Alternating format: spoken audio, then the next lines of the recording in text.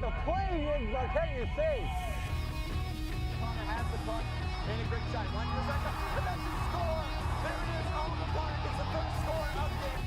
Takes the game over earlier. It's Vherbal hit the three. Leo scores. Great shot. Score! Coaching Brandon slides the back of the net from the faceoff circle, and with 1:14 to go, the Raiders take a 3-2 lead.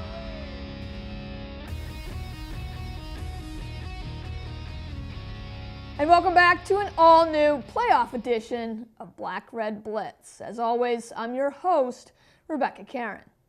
Well, unless you've been living under the biggest rock here in Wellesley, you pretty much figured out that winter sports is my favorite time of the year.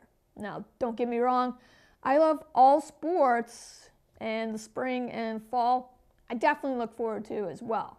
But there's just something about high school basketball and hockey that just gets me even more fired up. And now, it's tourney time. So someone has got to hold me back. So let's get to the playoff action as the preliminary rounds for both basketball and hockey kick into high gear this week. Kicking off first on Monday would be boys basketball, as the Raiders would get the number 15 seed, but still get the opportunity to compete at home as they take on the 18th seeded Marshfield Rams. Captain and point guard Jack Wellesley, always ready to find the open teammate, gets things going early in this opening quarter, by instead keeping the ball aggressive to the basket, and that earns him a sweet layup right here to put Raiders on the board first. Then this Wellesley trade helps build a 7-6 edge deeper into this first. But whatever Raiders are throwing at the Rams offensively right now, well, Marshfield is giving right back. Andrew Stack drains the jump shot here that puts the Rams up 13-9, and that forces a timeout on the floor.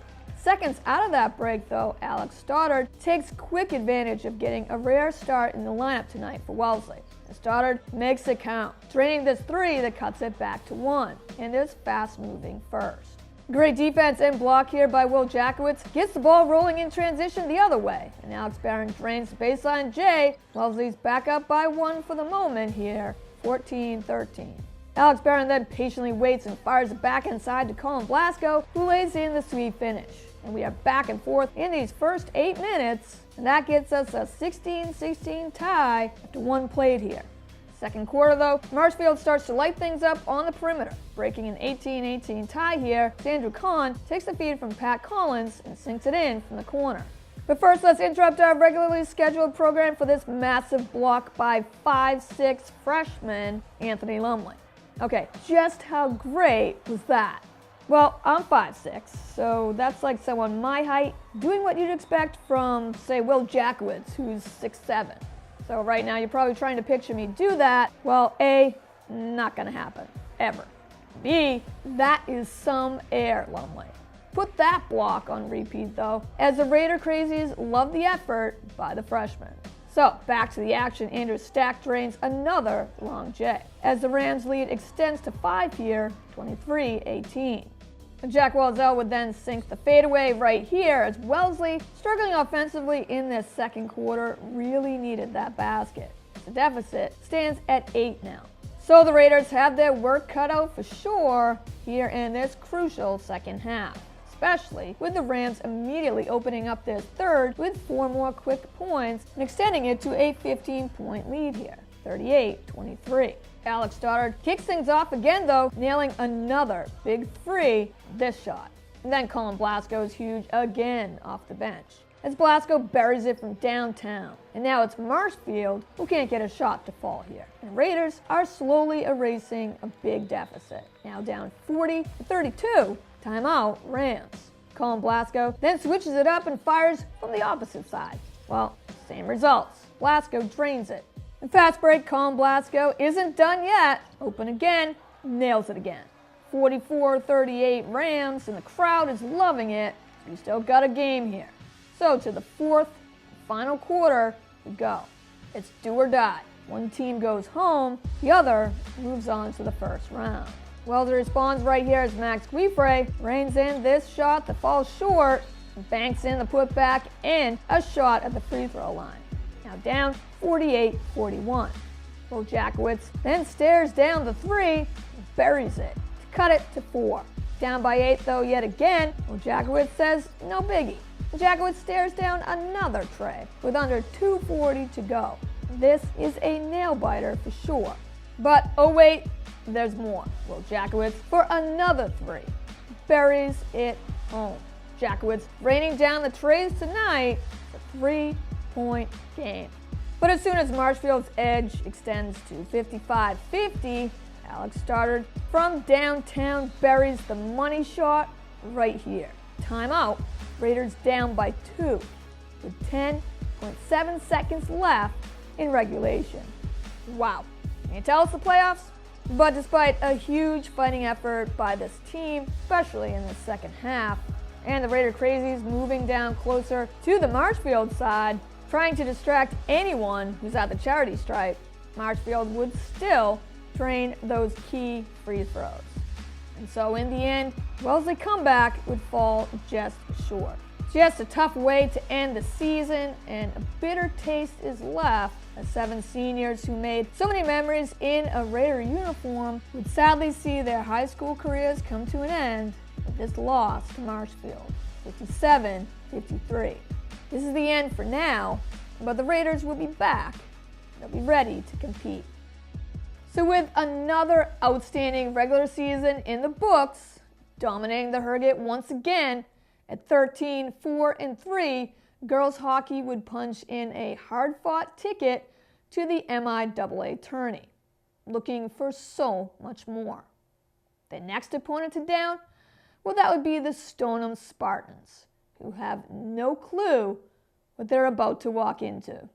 So, earning the number 10 seed, it's been a while, but with only the top 3 seeds in Division II getting a bye, the Raiders instead would face off at Babson in the preliminary round here on Wednesday. It's been a memorable and fun season to watch under first-year head coach P.T. Donato. And getting senior captain Amy Dorr back from injury just in time for the playoffs is even better news, as this team is fully healthy, ready to take on this Stoneham squad and stand in as the number 23 seed. Just 30 seconds into the opening period, Spartans' Alexis Saya challenges Alyssa Semino on this breakaway shot, but is denied. Now remember that, because that's the first of maybe 3 times total Raiders defense allows a shot on goal. No, really, I'm dead serious.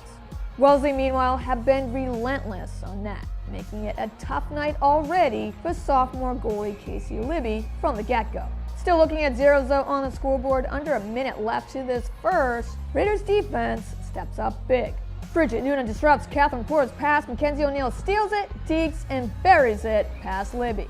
And I don't know what's funner to watch, O'Neill's unassisted goals or her celebrations when she scores. I'm going with both are insanely entertaining, as Wellesley gets that momentum as we head to the second. Raiders holding a 1-0 edge. Offensive zone face-off fight for the puck. Catherine Porter comes up with it, but not for long as Phoebe Lawrence and Elise Coakley hound Porter. Catherine Crozier from the point fires. Puck deflects off Elise Coakley and then Devin Chapman. Chapman can't quite reel it in, but Elise Coakley does and centers it to Phoebe Lawrence. And I think even goalie Casey Libby got caught watching that beauty of a play go down. Phoebe Lawrence easily puts Raiders up by 2 goals now. Alexis Saya again gives Spartans the only other legit scoring chance here on her second breakaway. But Semino won't budge. Shutout stays put. So with under 2 to go in this second, Wellesley looks for another late period score to help put this game out of reach. Mackenzie O'Neill passes Bridget Noonan. Noonan's shot glances off Libby right to Emily Rourke. Rourke fires in the putback dagger, 3-0 Raiders. Spartans just have absolutely nothing to answer back with here, as Wellesley's smothering team defense completely shuts out Stoneham all game. Raiders easily take care of their first playoff test. The celebration begins on the ice. Wellesley played a near mistake-free game here on the ice in all 3 periods. And backed by awesome scores from freshman Mackenzie O'Neill and Emily Rourke, junior captain Phoebe Lawrence, 3-0 Wellesley would be the final, as this team is moving on to the first round. On the road next face down the number 7 seed Westwood on Sunday. So we jump ahead to Thursday night, where girls basketball would earn a first-round bye and would get their first challenge here at home in the Division I South quarterfinals. Now this division is packed with extremely tough teams, Wellesley being one of them. So coming in as the number 4 seed, the Raiders would host the 5th-seeded Marshfield Rams. Well, the last game this team played was at the Riley Winter Classic well over a week ago. Getting some much-needed rest was great, but it's pretty clear it's more than time for these players to get back in action on the court. Early on, Rams and Raiders struggle to find their shots, but in transition, Wellesley looks sharp. Dorian Cahn and Kelsey Zarro both take assists from Brooke Guifre for fast break finishes. This Kelsey Zarro 3 is needed as Raiders take a 3-point advantage. But a low-scoring opening quarter, well, when it comes to these Raiders, comes to a close. Wellesley leads it 10-7. Kelsey Zarro with 7 points already. Pretty sure both teams would like to move on and forget the second quarter here, though, as halftime rolls around and it's Wellesley 13, Marshfield 11.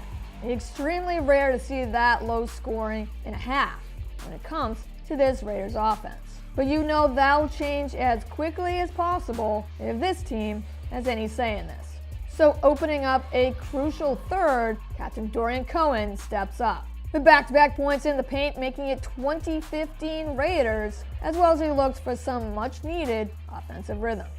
Kelly Wheeler answers back, though, for the Rams, getting this runner to finally roll in, so only 1 point separates these two.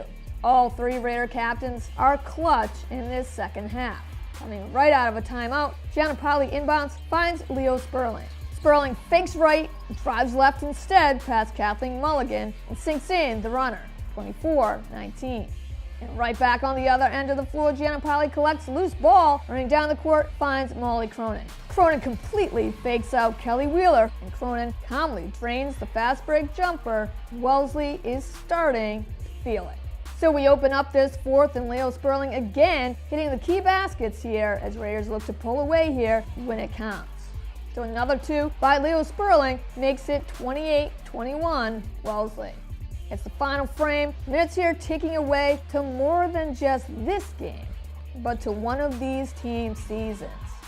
Junior captain Kelsey Zarro makes sure it isn't the last chance for this team.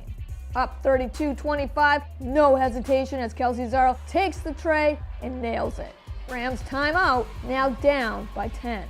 Deficit at 11 now, Cassie Caldwell answers in the paint to get Marshfield back to a single-digit deficit for the moment. Just about 2 minutes left in regulation. Insert beast mode. It's Kelsey Zarro time.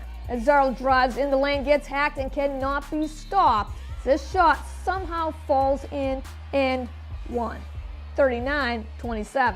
Kelly Wheeler says not over yet. As the deep shot takes it, Wheeler drains it. Back to a Wellesley 9-point advantage, 39-30. Dorian Cahn sets this key screen though, and Kelsey Zarro in the lane once again sinks it, and once again a shot at the charity stripe for the dagger with about a minute left to this game. 42-30 Raiders. Dorian Cahn swings the ball out to Brooke Guifre, who may have had a quiet night but loudly sinks in this 3 that puts the game away for good. So, this game early on may not have looked all that pretty, but great teams grind it out and make it work. Wellesley found a way to turn it around in this clutch second half. That's the MVP award in my book. It's got to go to Captain Kelsey Zarro. Zarro had a game-high 18 points, but 11 of those came in the clutch in this fourth. Now that's a game changer. But until then, it's a hard-fought win as a 45-32 final score goes to the Band of Sisters. Well, that does it for this episode, as we unfortunately saw boys basketball season come to an end. But stay with us as girls basketball, boys and girls hockey continue to fight for each game in this exciting MIAA tourney. So check out all the highlights next week in an all-new episode of Black Red Blitz. In the meantime, check us out on demand at wellesleymedia.org, our YouTube and Facebook pages at Wellesley Public Media, and of course, right here on Comcast 9 and Verizon 39. As always, thank you for watching Black Red Blitz. Go Raiders!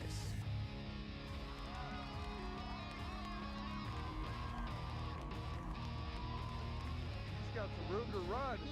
This man in for a touchdown. This man